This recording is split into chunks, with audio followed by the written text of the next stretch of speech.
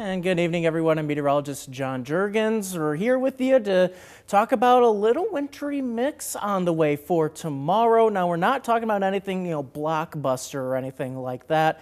Just looking at maybe some slick spots on the roads early tomorrow. So if you are planning any kind of holiday travel or just traveling around the area, you just want to pay attention to this because sometimes these little events can kind of sneak up on us here if we're not paying enough attention here. So first off, we're live on our Facebook page, on our YouTube page, and on WREX.com. So make sure to join us wherever you're wanting to, or share them wherever you want to. We'll have this kind of update here for you, and it'll last for a while here, so anyone that wants to jump in. If you have any questions or anything you want to note, send those into our Facebook in the comments section there. I've got it pulled up right here, so if you have any questions, something I haven't gotten to, or if you just have a specific question, just send it on over and I can try and answer you the best that I can. So first thing I want to bring up here first is the alerts that we have for the area now. So we have a winter weather advisory for the western part of our area. This is for Stevenson County, for Jodavious County, also for Carroll and Whiteside County. So Freeport area, as well as German Valley, Lena, Winslow, Pearl City,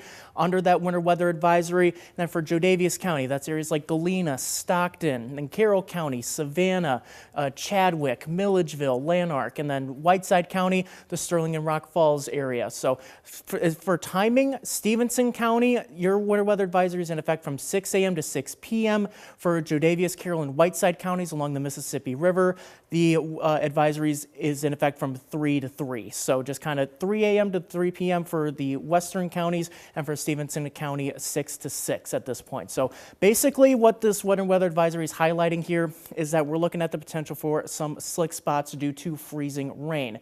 We're not going to see all that much, only about a glaze of ice or so. However, any just little bit of an ice, little glaze of ice on the road, and you lose traction. So that's why, freezing rain, you really do not want to mess with that as we talk about the different kinds of precipitation here that we can get this time of year. So now looking at exact track radar, taking a pretty regional view here, we have a low pressure developing in the central plains here, right over Kansas, you can see here.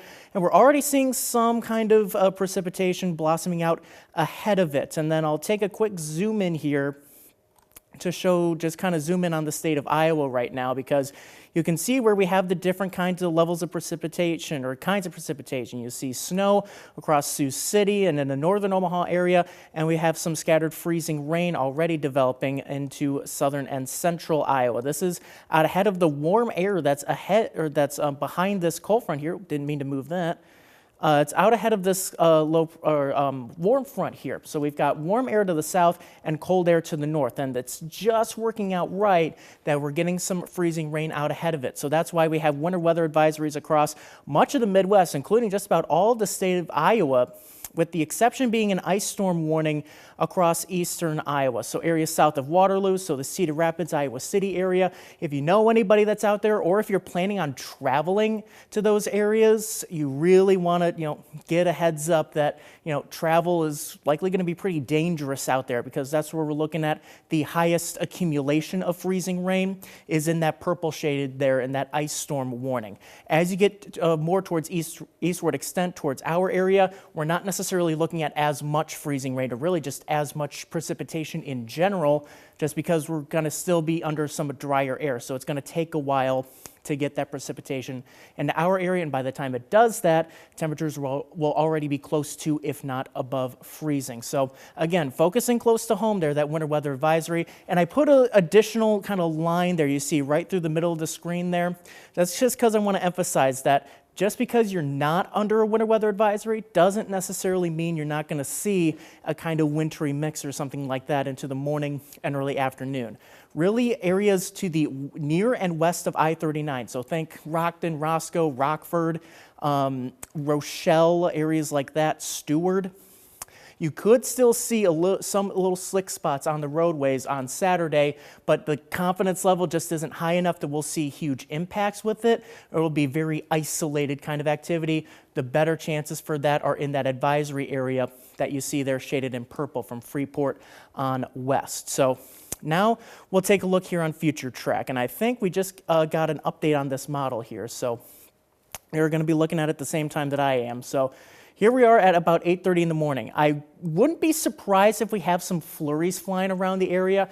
Nothing too impactful, but I do agree that the heaviest of any kind of precipitation is well off to our west that early in the morning. And then as we go ahead here on future track, showing this activity towards noon, that's when we're starting to see some of the more winter weather moving towards the east into our area. So you can see still some wet snow, if not transitioning to that freezing rain here. So the Dixon area towards Freeport and points off to the west.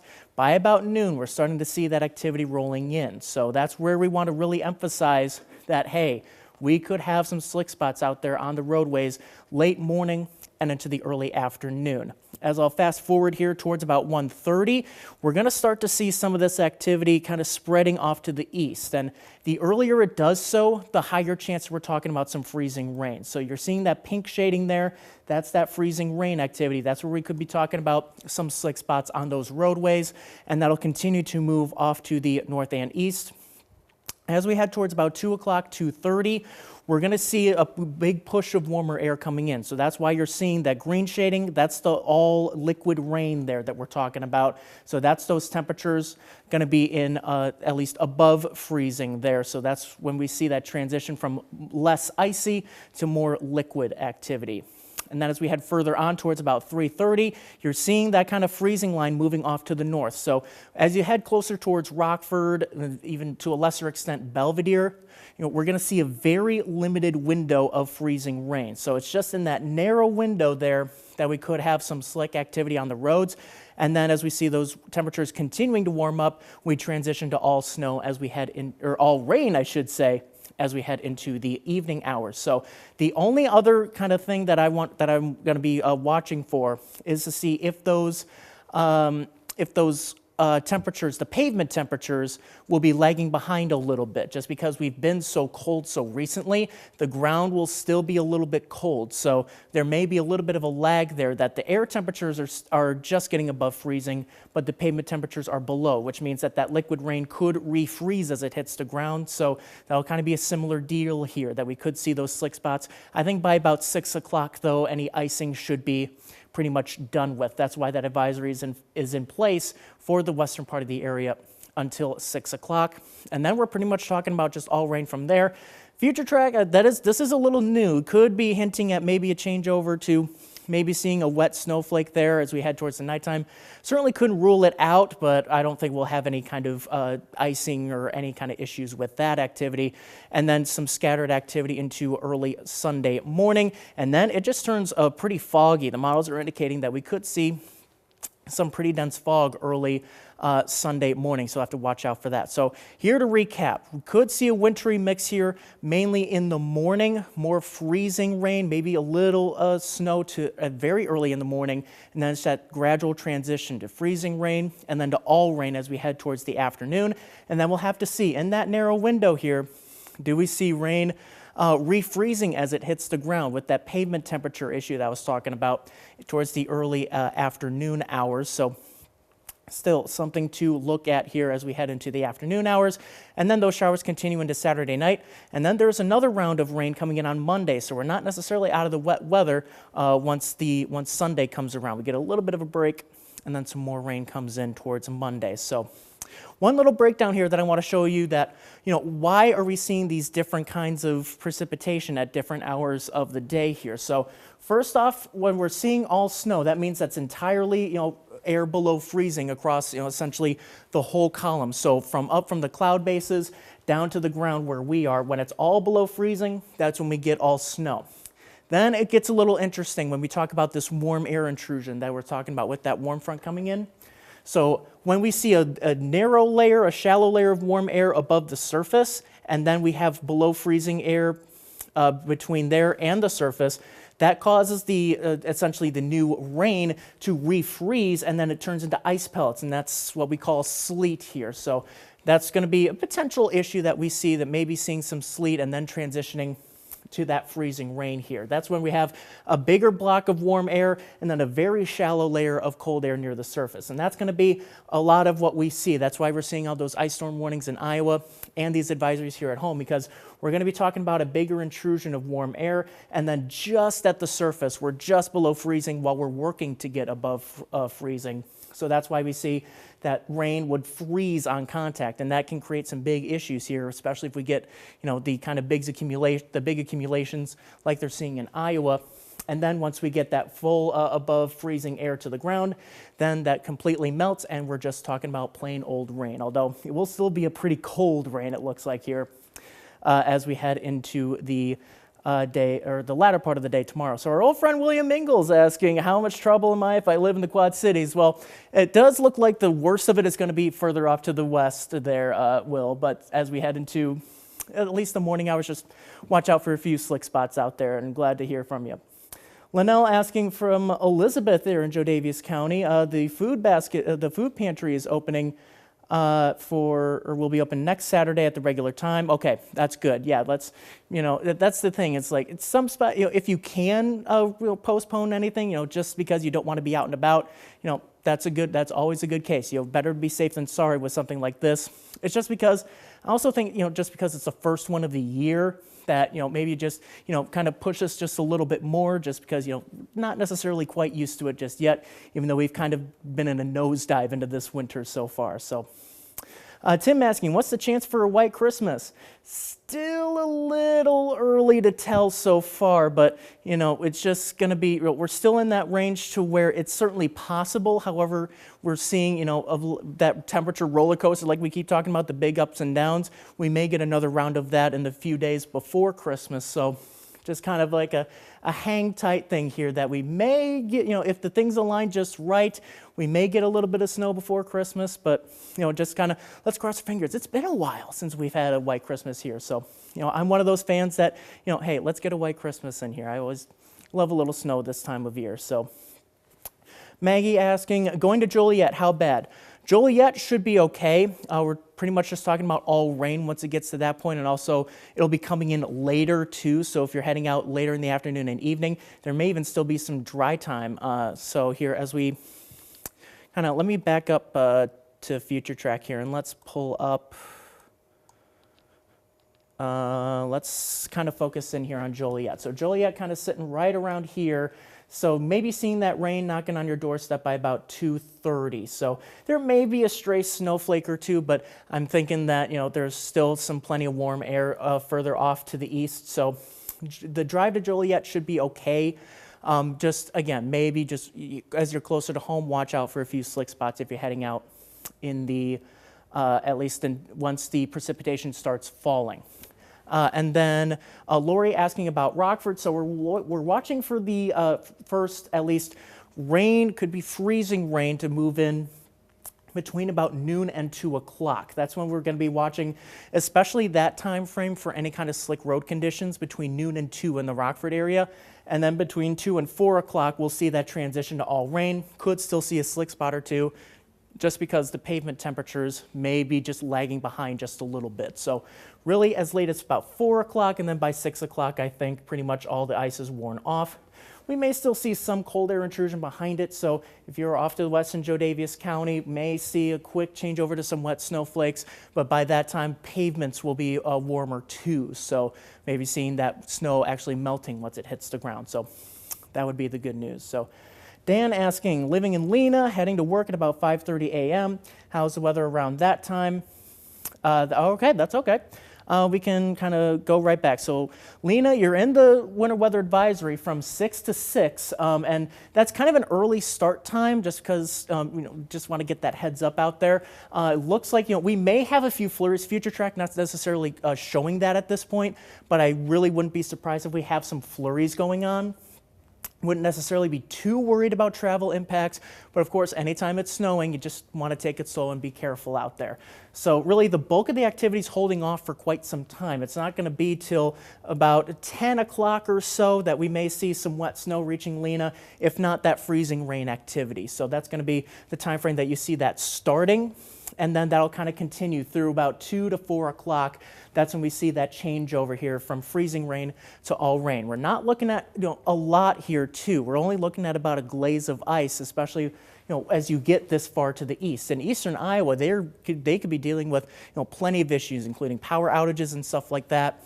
Here at home, we're not necessarily going to see nearly that much, only going to see a little bit, maybe up to a tenth, maybe some spots getting just about 2/10 of an inch of ice, which can still do a lot, but once you get this far east, we're not necessarily looking at that much in terms of accumulation, in terms of the ice here. So as we see that transition to all rain as we head into the afternoon and evening, that's when we can start, just wiping our brows that the icing situation will finally be coming to an end here. So that's going to be kind of what we're expecting in terms of the timing here, is that the ice threat is kind of done by about 6 o'clock or so as we head into our Saturday. So just really want to be watching out for that potential for some slick road conditions. So as we head in the morning and then into the early to mid-afternoon hours. So here, and if you want to take this graphic full here, so here's kind of a recap of the kind of travel conditions here across really the whole region for Saturday, Sunday, and then into the first part of Monday. So here's a good